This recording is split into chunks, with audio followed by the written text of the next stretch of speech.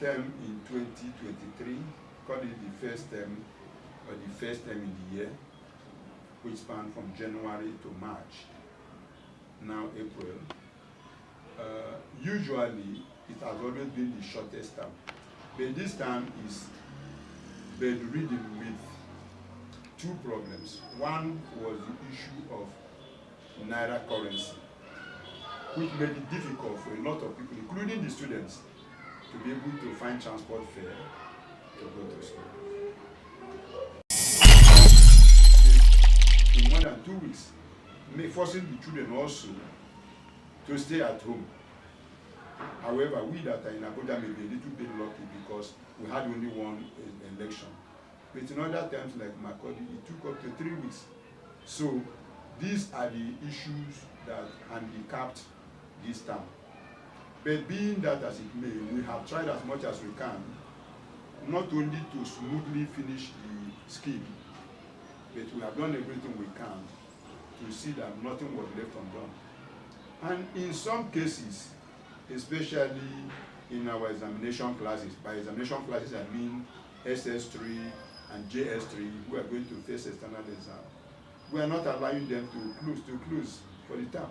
So they will remain, only have a few days holidays for Easter and come back. So we are having our weekend classes continue to make sure we cover up. So I think that in a nutshell is the short and long of this term. But like usual, we've done what we needed to do.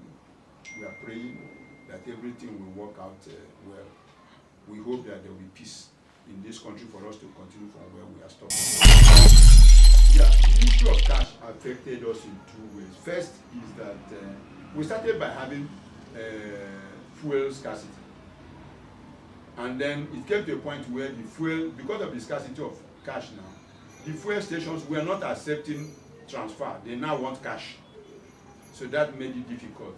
It became difficult because children cannot come to school at the proper time. Some of them could not come at all because their parents went to queue for fuel and could not get.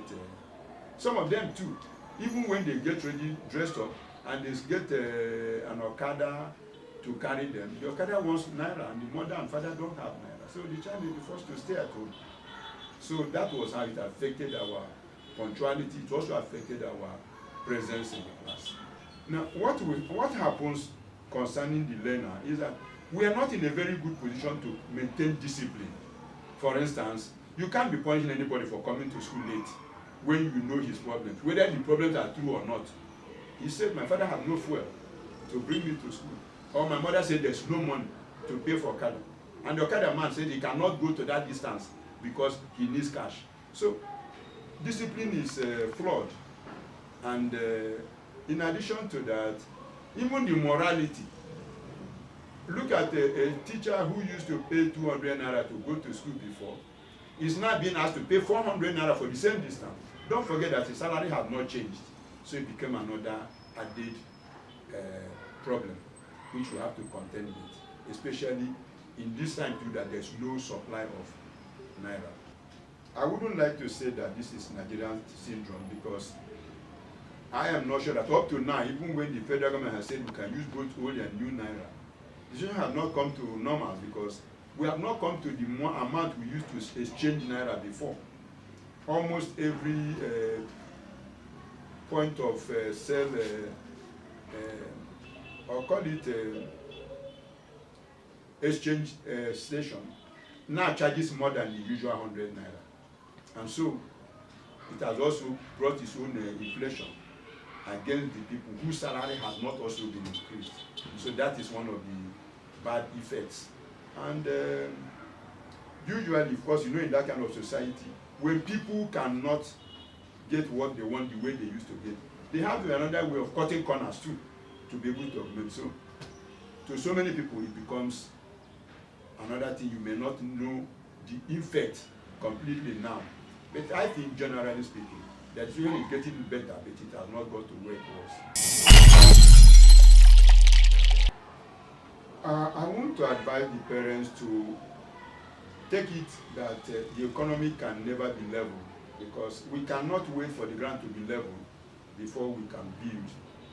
So let them see turbulent and restrictive or frictional as the economy is, that they should start now to put a little money by the side for the payment of their children's school requirements. They should not wait until the time comes, because it is better to start early so as to be able to overcome all the loopholes. So whatever they have now, let them start paying their school fees, let them start buying their books, let them start implementing the things they can, rather than waiting to hit the big money. Those of them that are contractors may not get that big money coming. So whatever they have now, let them start doing something so that they are not left behind when the term rolls in. We have not only been long, so we have some experiences, and we have been able to hitch and leverage on certain core values such as respect, discipline, and low tolerance for examination malpractice. And we think that these high points, though the society is going crazy, people are no longer looking for value, but we still have some people who have values, who like discipline. So those people will still come back to us. Those people who believe that anything goes, provided their child has 7 credits, may not like Joel. But people who said, even if my child has only 5 credits, I want him to defend what he has, they will always come back to us. So that is the school that we must come to. Thank you.